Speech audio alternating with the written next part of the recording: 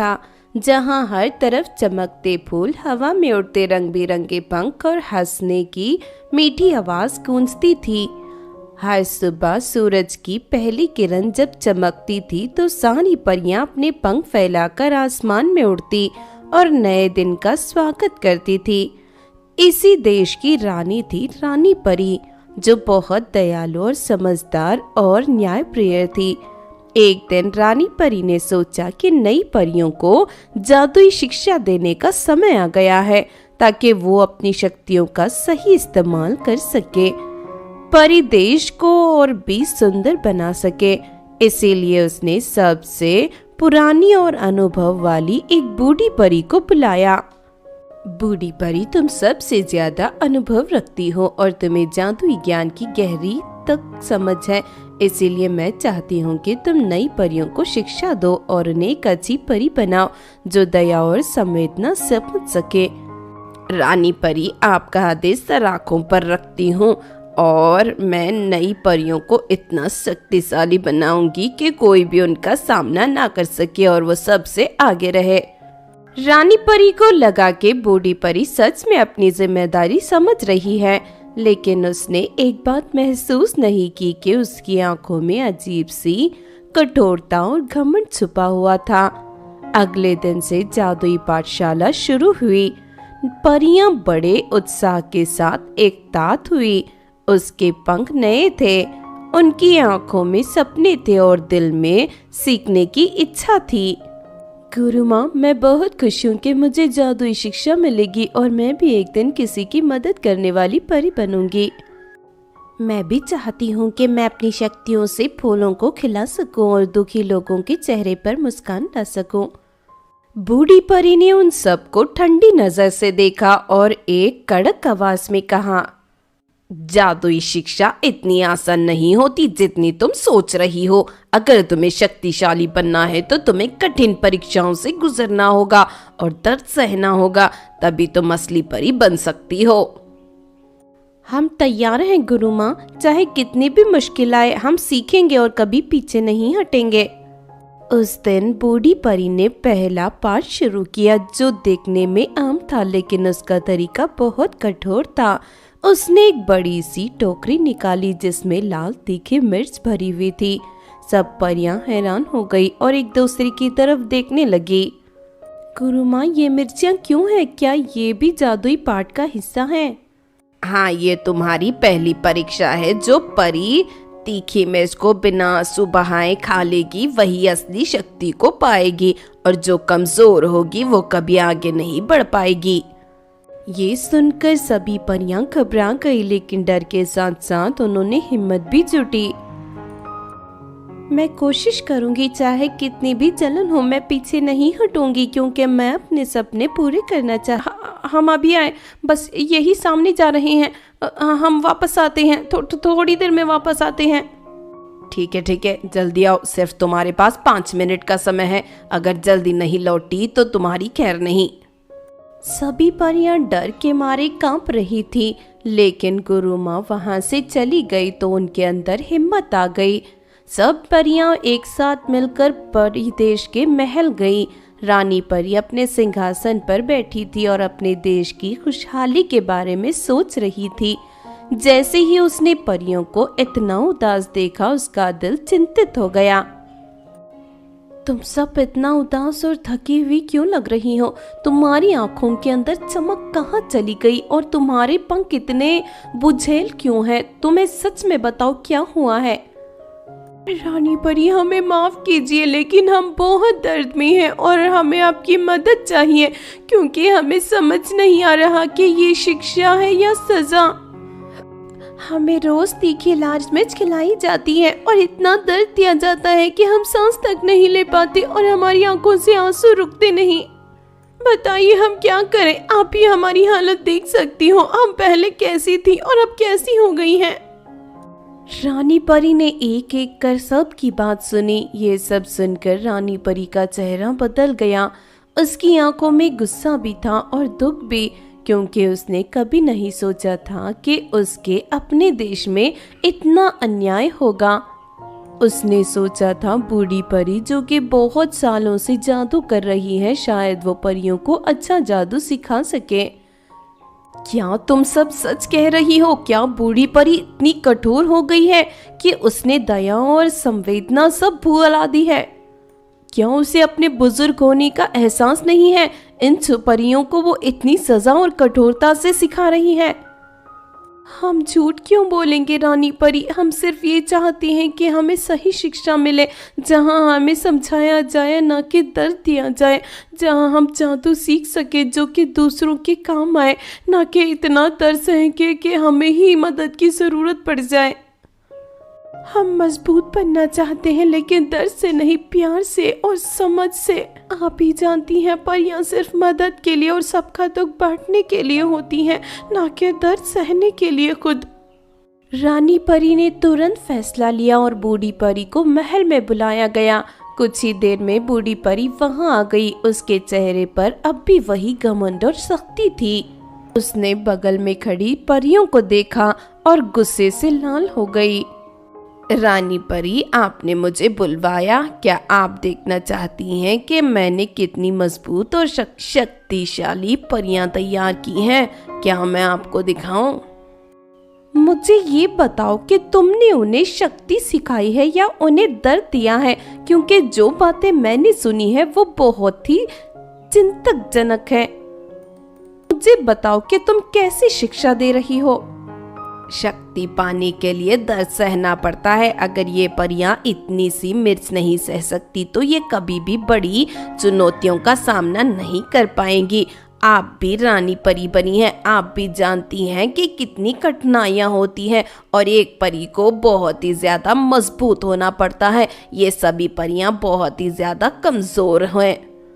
शक्ति का मतलब किसी को तोड़ना नहीं होता, बल्कि उन्हें समझाना और उनका सहारा बनना होता है, और हमें सिर्फ तोड़ने की कोशिश की गई है। आप जो हमें सिखा रही हैं वो बिल्कुल दर्द है, जिससे हम और भी ज्यादा कमजोर हो चुकी हैं। तुम सब अभी बच्ची हो, तुम्हें दुनिया का अनुभव नहीं है। मैं जो कर रही हूँ वो तुम्हारे भले के लिए है। तुमने सिर्फ इस परिदेश को देखा है, तुमने अभी पृथ्वी को नहीं देखा। वहाँ की चुड़ैलें, वहाँ के लोग, वहाँ की जादूगरनियाँ, जादूगर बहुत ही शक्तिशाली और कठोर होते हैं। उनका सामना करने के लिए तुम्हें कठोर बनना ही पड़ेगा। अगर भला दर्द देकर होता है तो फिर प्यार और दया का क्या मतलब रह जाता है, और हमारी खुशी क्यों छीन ली गई? हमने सोचा आप बूढ़ी दादी अम्मा हैं और हमें बहुत अच्छे से सिखाएंगी। रानी परी ने अपनी जादुई शक्ति से एक दृश्य तैयार किया जिसमें बूढ़ी परी को वही सब महसूस कराया गया जो छोटी परियां रोज सह रही थी। अचानक बूढ़ी परी के सामने लाल मिर्च आ गई और उससे कहा गया कि वो इसे खाए बिना आंसू बहाए, या फिर इसे खाकर बिना आंसू बहाए छोड़ना होगा। जैसे ही उसने मिर्च खाई उसका गला जलने लगा, आंखों से पानी बहने लगा और उसका चेहरा दर्द से भर गया। उसकी जीभ लपलपाने लगी और पूरी की पूरी लाल हो गई थी, गला सूखने लगा। ये जलन इतनी तेज है, मैं इसे बर्दाश्त नहीं कर पा रही हूँ। मेरा गला जल रहा है, मेरी सांस रुक रही है। कृपया इसे रोकिए, मैं और नहीं खा सकती। मुझे जू खाने का ख्याल तक नहीं उसके दिमाग में। बहन, कुछ लोगों का दिल इतना सख्त होता है कि उन्हें सिर्फ पैसा दिखाई देता है और दूसरों की तकलीफ कभी महसूस नहीं होती। जब मेरे पास पैसे आ जाएंगे तो मैं बहुत लोगों की मदद करूंगी। पैसा जरूरी है लेकिन इंसान की जान से बढ़कर नहीं। हे भगवान, कहीं से मुझे इतने पैसे दे दो कि मैं हम जैसी औरतों की मदद कर सकूं। पूरा दिन अवन के पास खड़े खड़े काम करते हुए दोनों बहनों के कपड़े पसीने से भीग जाते थे। गर्मी इतनी तेज थी कि कभी कभी लगता था जैसे हवा भी जल रही हो। शाम को जब दोनों घर वापस आई तो उनका चेहरा थकान और गर्मी से लाल हो चुका था। उनका घर भी बहुत छोटा था और मिट्टी की दीवारें दिन भर धूप से गर्म हो जाती थी। तारा, लगता है आज घर भी बेकरी जैसा ही गर्म हो गया है, जैसे हम काम से निकले ही नहीं। ये तो बहुत ज़्यादा गर्मी है, मेरा तो गला तक सूख रहा है। जितना पानी पीऊँ उतना कम है। घर में भी पानी थोड़ा सा बचा है और ठंडी चीज़ कोई खाने को भी नहीं है। बहन, मेरा भी गला बहुत सूख रहा है। चलो पास की झाड़ी में से नींबू तोड़ लाते हैं, नींबू पानी बना लेते हैं, शायद थोड़ा सुकून मिल जाए, वरना आज तो लग रहा है गर्मी से जान ही निकल जाएगी। गला तो पूरा लग चुका है, भूख भी बहुत ज्यादा लग रही है। और नींबू तो बगल वाली काकी माँ के हैं, वो तो चिल्लाएंगी अगर हम एक नींबू तोड़ लें तो। शाम को हम काकी अम्मा के बर्तन और कपड़े धो देंगे, अगर उनसे ऐसा कह दें तो वो हमें एक नींबू दे देगी। चलो लेकर आते हैं। दोनों बहनें काकी माँ के घर पर गई और उनसे कहा कि अगर वो शाम का बर्तन और कपड़े धो देंगे तो क्या उन्हें एक नींबू मिल सकता है। काकी माँ ने हाँ कह दी और उन्हें एक नींबू दे दिया। दोनों बहनों ने थोड़ा सा नींबू पानी बनाया और अपनी सास लीलावती को भी दिया। एक नींबू में 3 ग्लास बने। हाँ, मेरा गला तो बहुत ही सूख चुका था। बेटियों, तुम दोनों पूरा दिन इतना गर्मी में काम करती हो और फिर घर में भी सुकून नहीं मिलता, और काकी माँ से भी कह कर आई हो कि बर्तन और कपड़े धो दोगे। मुझे तुम दोनों के लिए बहुत दुख होता है कि मैं तुम दोनों के लिए कुछ नहीं कर पाती। मेरे नालायक बेटे भी तुम दोनों को ऐसे छोड़कर शहर बसे हुए हैं। सासू माँ, आप चिंता मत करिए, हम गरीब जरूर हैं लेकिन हिम्मत नहीं हारेंगे। शायद एक दिन हमारी जिंदगी भी थोड़ी आसान हो जाए। आप फिक्र मत करिए, आप अपनी तबीयत का ख्याल रखिए। ये सारा नींबू पानी पी लीजिए, शायद आपको सुकून मिले। तभी तारा की नजर छत पर लटके पुराने पंखे पर पड़ी जो कई दिनों से खराब था। उनके पास इतने पैसे भी नहीं थे कि एक पंखा ठीक करवा सके। रिया, देखना, हमारा पंखा अभी तक ठीक नहीं हुआ और मैकेनिक को बुलाने के पैसे भी हमारे पास नहीं है। क्या करें? क्या हम ही चेक करें कि पंखा क्या हुआ है? डर भी लग रहा है, अगर कुछ करंट वरंट लग गया तो। बहन, अभी तो किराया और खाने के पैसे मुश्किल से निकले हैं, पंखा ठीक करवाना अभी मुश्किल होगा, अगले महीने देख लेते हैं। और रही बात हमारे करने की, ये तो बहुत मुश्किल भरा काम है। अगर कुछ हो गया तो हमें कौन देखेगा, और हमें कुछ हो गया तो माँ जी को कौन देखेगा? ये रिस्क लेना ठीक नहीं है। रात होने लगी लेकिन गर्मी कम होने का नाम नहीं ले रही थी। तीनों बाहर आंगन में चारपाई पर बैठ गई, लेकिन बाहर एक और मुसीबत उनका इंतजार कर रही थी। आंगन में मच्छरों का झुंड था। रिया, ये मच्छर तो जैसे हमारा खून पीने के लिए पैदा हुए हैं। एक तरफ गर्मी सोने नहीं देती और दूसरी तरफ ये मच्छर। हमारी जिंदगी तो बहुत ही ज्यादा बदतर है। बहन, लगता है आज भी रात बिना नींद के ही गुजरने वाली है, और कल तो बहुत ज्यादा काम है बेकरी में। अब क्या करें, कैसे सोएं? अंदर घर अवन जैसा लग रहा है और बाहर थोड़ी ठंडी हवा आ रही है, लेकिन ये मच्छर, क्या करे बहन? पूरी रात तीनों को ठीक से नींद नहीं आई। सुबह जब रिया और तारा बेकरी पहुंची तो उन्होंने काउंटर पर एक सुंदर चिड़िया पिंजरे में बंद बैठी हुई देखी। चिड़िया बहुत ही मासूम, प्यारी और खूबसूरत लग रही थी। उन्होंने ऐसी चिड़िया कभी नहीं देखी थी। उसके पंख रंग बिरंगे थे और आंखें चमक रही थी, लेकिन फिर भी वो उदास लग रही थी। तारा, देखना, ये चिड़िया कितनी सुंदर है, जैसे कोई छोटी सी परी हो। कितनी खूबसूरत लग रही है।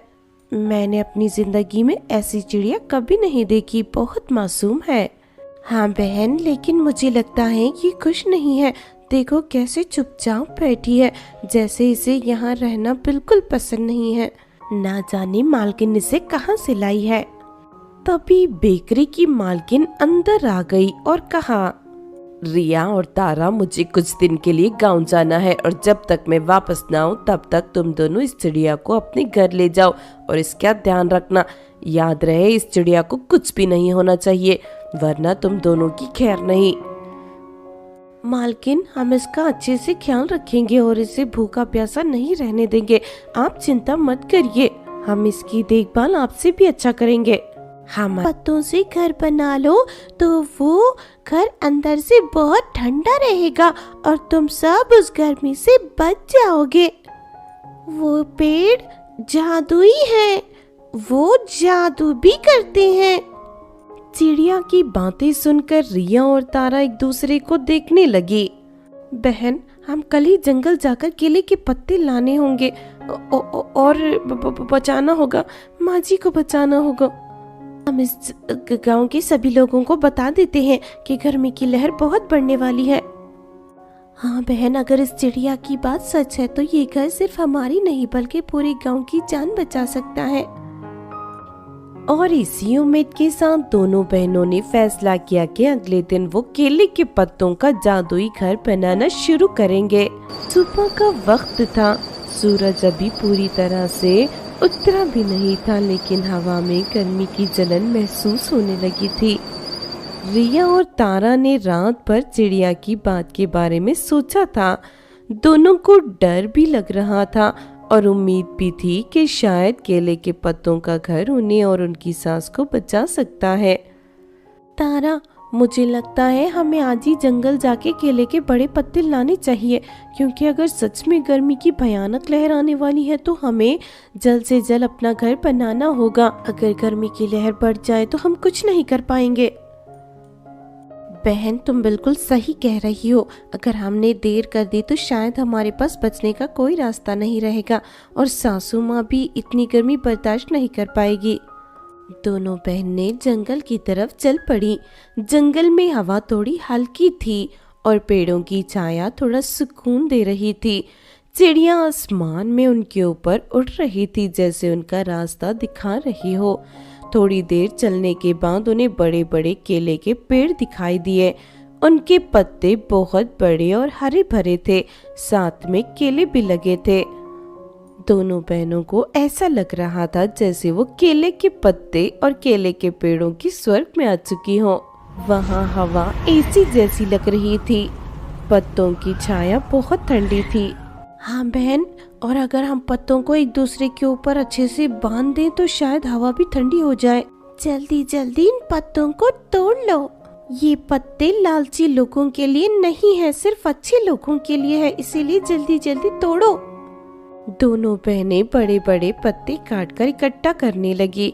उन्होंने कुछ मजबूत लकड़ी के डंडे भी इकट्ठे किए ताकि घर का ढांचा बना सके। तभी वहाँ एक आदमी गुजरा जो उन्हें काम करते देखकर रुक गया। ओ, तुम दोनों इतनी गर्मी में जंगल में क्या कर रही हो और इतने सारे केले के पत्ते क्यों काट रही हो? ये तो जैसे बिल्कुल सूख चुके हैं। सूख चुके हैं? क्या आपको दिखाई नहीं देता ये कितने हरे भरे हैं? भैया, हम केले के पत्तों से घर बना रहे हैं ताकि आने वाली गर्मी भयानक लहर से बच सके। और चाहे तो आप भी सारे पत्ते ले लीजिए और अपने लिए घर बना लीजिए ताकि आपके घर वाले बच सके। दोनों बहनों की बातें सुनकर राहगीर जोर जोर से हंस पड़ा। तुम दोनों पागल हो गई हो क्या? पत्तों का घर कभी किसी को गर्मी से बचा सकता है? ये तो गर्मी में सूखकर काटा हो जाएंगे। ये तो पहले से ही सूखे हुए हैं, ऊपर से तुम किसी चिड़िया की बात पर यकीन कर रही हो। सूखे पत्ते तो तुम्हें जलाकर राख कर देंगे, देख लेना। ये तो सूरज की गर्मी से जल जाएंगे। राहगीर हंसकर वहां से चला गया। दोनों के चेहरे उदास लगने लगे। तभी चिड़िया ने कहा, मैंने कहा था ना कि लालची लोगों को ये पत्ते ठीक तरह से दिखाई नहीं देते, ये सिर्फ अच्छे लोगों के लिए है, इसीलिए उस आदमी को ये सूखे दिखाई दे रहे थे। तुम दोनों जल्दी करो। दोनों बहनें पत्ते और लकड़ियां लेकर घर वापस आई और घर बनाना शुरू कर दिया। लकड़ी के डंडों से उन्होंने छोटा सा ढांचा बनाया और उस पर बड़े बड़े केले के पत्ते लगाने लगी। लीलावती उन्हें देखकर हैरान थी, लेकिन उनकी मेहनत देखकर खुशी भी थी। बेटियों, मुझे नहीं पता ये घर कितना मजबूत होगा, लेकिन तुम दोनों की मेहनत देखकर मुझे यकीन है कि भगवान तुम्हारी मदद जरूर करेंगे। माँ जी, जब इंसान हिम्मत नहीं छोड़ता तो मुश्किल वक्त भी धीरे धीरे आसान हो जाता है। और अगर घर सच में ठंडा हो गया तो हम सब गर्मी से बच जाएंगे। शाम तक घर का ढांचा तैयार हो गया और उस पर केले के पत्ते लग चुके थे। तभी बेकरी की मालकिन वापस गांव आ गई और उनके घर के पास रुक गई। रिया और तारा, तुम दोनों क्या बना रही हो? ये पत्तों का घर किस काम का है? मालकिन, हम आपके बारे में जान चुके हैं। हम केले के पत्तों का घर बना रहे हैं ताकि गर्मी से बच सकें। अच्छा, तुम दोनों को सच पता चल गया। तुम दोनों बहुत बेवकूफ हो। पत्तों का घर एक दिन में सूखकर टूट जाएगा और फिर तुम दोनों धूप में कड़ी रोती रहोगी। अगर मेरा प्लान बर्बाद करने की कोशिश की तो मैं किसी को नहीं छोड़ूंगी। मालकिन, कभी कभी गरीब लोगों को बचाने के लिए नए रास्ते ढूंढने पड़ते हैं। आप कुछ भी कर लीजिए, हम बचा कर रहेंगे। मैं इस चिड़िया को वापस ले जा रही हूँ और तुम दोनों अपनी बेवकूफी का घर बना कर देख लो। कोई नहीं बच सकता मुझसे अब। सुबह तक केले के पत्तों का घर पूरा तैयार हो चुका था। दोनों बहनें और लीलावती घर के अंदर गईं। उन्होंने पत्तों से फर्नीचर भी बनाया। अंदर जाकर उन्हें एक अजीब सा सुकून महसूस हुआ। बाहर तेज गर्मी थी लेकिन अंदर हवा ठंडी लग रही थी। तारा, मुझे लग रहा है जैसे ये घर सच में बहुत ठंडा है, जैसे किसी ने हवा को रोककर ठंडा कर दिया हो, बिल्कुल एसी जैसा। बहन, मुझे भी बिल्कुल ऐसा ही लग रहा है, जैसे हम किसी ठंडी जगह पर बैठ गए हैं। बहुत दिनों बाद ऐसा सुकून महसूस हो रहा है। तीनों उसी घर में सो गईं और कई दिनों बाद उन्हें गहरी सुकून भरी नींद आई। अगले दिन सूरज निकलते ही गर्मी की भयानक लहर शुरू हो गई। हवा आग जैसी चलने लगी। गांव में बिजली चली गई। तालाब और छोटे नदी सूखने लगे। लोग गर्मी से बीमार होने लगे। गांव के कुछ लोगों ने रिया के घर आकर उनसे मदद मांगी। रिया और तारा, हाँ, हमने तुम्हारी बात नहीं मानी। हाँ, हम गर्मी से बहुत परेशान हैं।